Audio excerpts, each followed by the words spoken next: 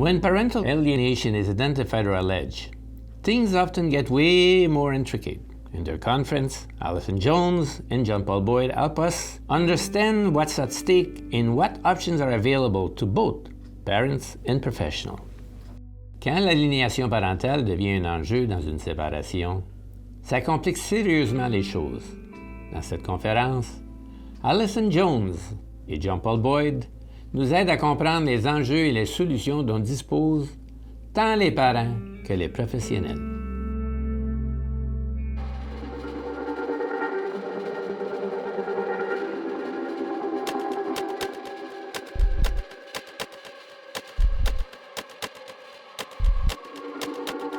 When I first started doing this work, we spent a lot of time talking about the difference between alienation and estrangement, which is a very important conversation, but it wasn't a whole lot of what do we do about it? We're going to start out with a very brief discussion about attachment.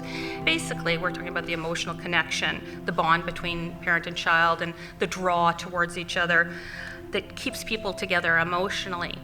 It's basically essential for human survival. It's natural to be drawn to your caretaker. It's the way that the human race has survived. Attachment begets attachment. So if we have secure attachments and healthy attachments developing when we're young, the chances of us having secure attachments as an adult are much higher.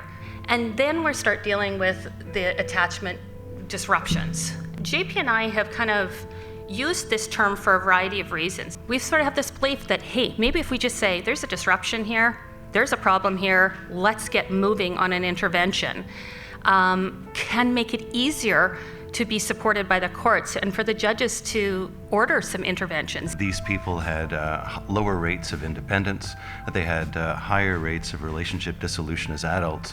At the time of the study, half of the people in her study group were detached from their own children. In our intake and our screening, almost all of them have some sort of disrupted experience or attachment with their own caregivers from their own childhood. So what we also have is the perfect storm.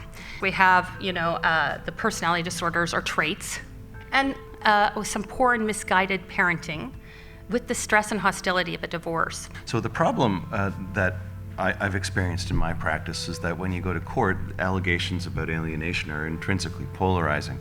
And then you throw that into the mix of the adversarial high conflict process of litigation, finger pointing becomes a necessity. The only rational explanation for the child's reluctance to visit has to be not me, because I don't want to engage in that difficult examination of my own parenting skills and the history of my involvement or lack thereof with the child. So because I have access to the internet on any one of a handful of different devices, I Google this and I discover alienation. The only reasonable response to you're alienating isn't, well, I alienated just a little bit. It's, no, you're a horrible parent.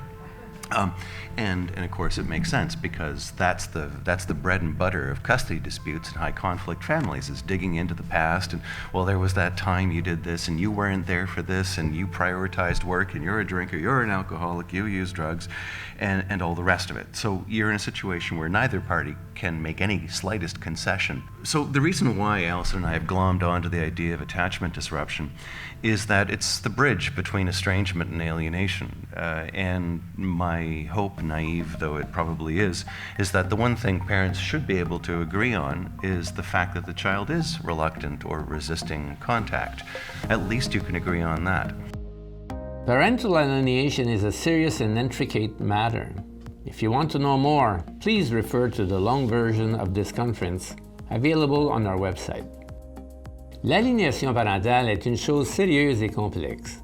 Si vous voulez en savoir plus, s'il vous plaît, regardez la version longue de cette conférence disponible sur notre site web.